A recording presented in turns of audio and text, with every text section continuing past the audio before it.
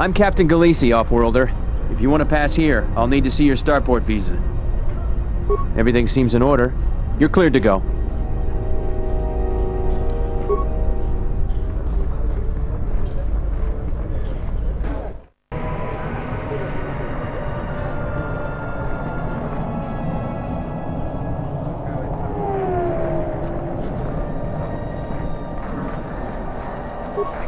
Fair winds to you, Offworlder.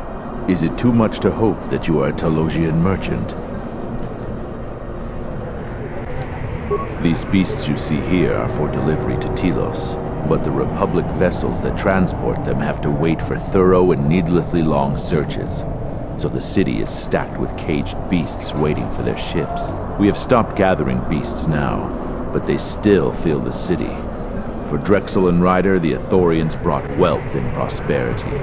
Our settlements prospered, but now... I am a beast rider. I have flown great distances gathering the animals you see here. We keep hoping that Ithorians or Talosians get through the Space Force's searches so that we can sell them.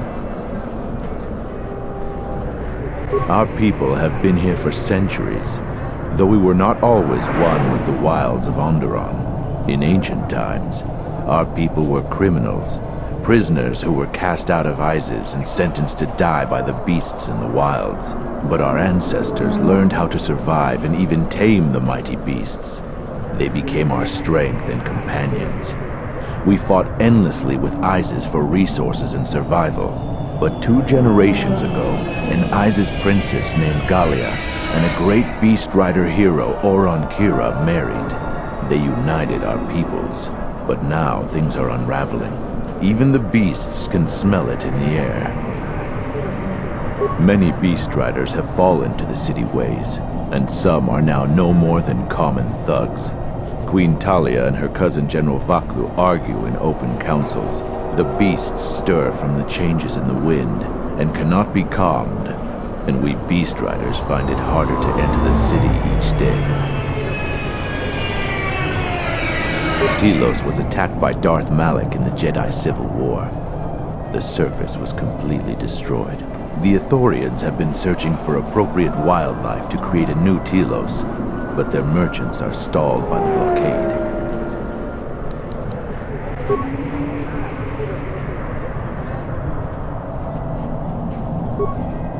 Query, is there someone that you need killed, Master? Statement. More questions. Wonderful. Observation. Well, Master, I was not at Malachor V during your near-genocidal reaction to the Mandalorian threat, but I feel that I may have been constructed as a result of that. Observation. I believe that Revan determined that mass slaughter on such a scale may no longer be needed to achieve his aims. So perhaps you are responsible for my creation. Answer. Oh, please, Master. Even as a metaphor, that idea is repugnant. You are a gland-driven meatbag, while I am of superior droid construction. Clarification. I meant that I was built as a result of the need for a selective killing machine, rather than a crude mass slaughter war droid. Answer. No, Master. I was constructed shortly after the beginning of the Jedi Civil War. Answer. Well, Master, unless you were operating on my central control cluster, I would be somewhat hesitant to discuss my targets, but I suppose it could do no harm. During the Jedi Civil War, I was responsible for certain strategic targets. For some reason, Revan did not feel that the Republic presented much of a military threat. Aside, I am somewhat unclear as to why this was so, but Revan did have a certain biological instinct regarding such things, so I will simply say that there were probably reasons for such an assessment. Answer. Revan felt the true war was against the Jedi. Observation. It was not something discussed with much of the others, but I think Revan recognized that a single Jedi, both in the past and in the present, could turn the tide of a conflict. So my targets were frequently Jedi, or someone close to a Jedi that could result in their corruption or collapse. Revan often assigned me to kill leaders or supporters of certain Jedi so as to erode their will. Answer. Revan saw the pressures of war on Duxon and knew that even in the heat of conflict, Jedi could be broken, not physically, but psychologically. Observation. It is a curious thing to assassinate and wound someone's personality, to assassinate them psychologically, and it took me some time to reconcile the acts. I am much more used to their direct approach. Still, I served well and killed many Jedi. Observation. Master, that was the lesson of Malachor.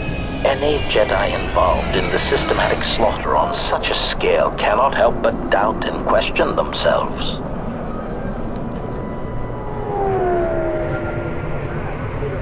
Observation. Master, I do not believe that the Mandalorians were the true target at Malachor. I believe that the intention was to destroy the Jedi, break their will, and make them loyal to Revan. I do not know if you examined the records of the deaths on Malachor, but you cannot escape that many of the Jedi and Republic soldiers who died were not Revan's strongest supporters. Observation. I believe that Revan was cleaning house at Malachor V. What ones did not die became Revan's allies against the Republic. Query. Then why do you get to remain? Observation. It seems to me that you have killed many more Jedi than I could ever hope to achieve. This was formerly something that generated respect. Now I wonder from your tone if those deaths you caused were merely an accident. How disappointing. Observation. And if you did, Master, I could not prevent you.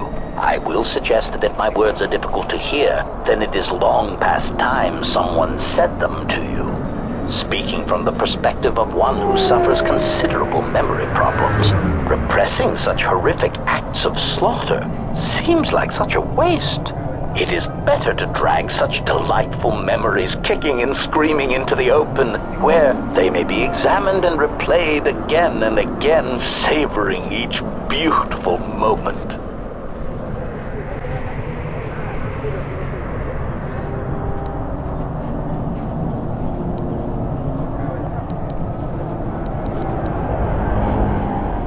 Answer. Oh, quite easily, Master. If you had not slaughtered the Mandalorians in Malachor V, they would have destroyed you and everything you tried to protect. Now, once you accept that the Mandalorians had to die, then the next logical step is to determine exactly how many need to die to convince them to correct their need for conquest. And that, I am pleased to say, is where I come in.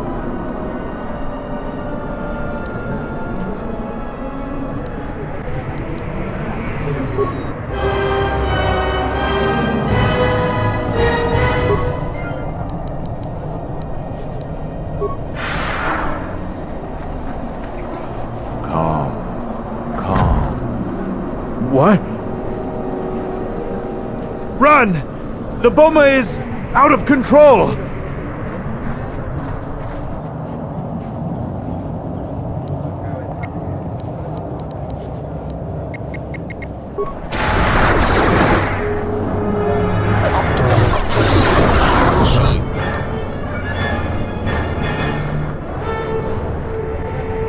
I don't know what to say. I had heard stories, but I assumed that they were fledgling riders, or simply tales that grow in the telling. Not since my first Drexel have I lost control of a beast. I apologize profusely. Here, I give you these credits for the danger I put you in. The beasts grow more agitated by the day. The stories say that the smoldering fires of city politics cast a smoke they can smell and breathe. They revert to their primal instincts, as you've just seen. When they get that way, not even a skilled beast rider can control them. As soon as I leave here, I will talk with my family. There is much to be discussed. Please keep them. It salves the shame my beast's behavior has brought me.